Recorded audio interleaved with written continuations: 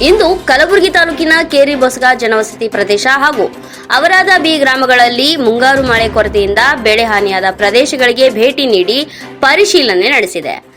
ಮಳೆ ಅಭಾವದಿಂದ ರೈತರು ಎದುರಿಸುತ್ತಿರುವ ಸಮಸ್ಯೆಗಳನ್ನು ಆಲಿಸಿ ಬೆಳೆ ಹಾನಿಯ ಪರಿಸ್ಥಿತಿ ಹಾಗೂ ರೈತರಿಗೆ ಉಂಟಾಗಿರುವ ಸಂಕಷ್ಟ ಕುರಿತು ಅಧಿಕಾರಿಗಳಿಂದ ಮಾಹಿತಿ ಪಡೆದುಕೊಂಡೆ.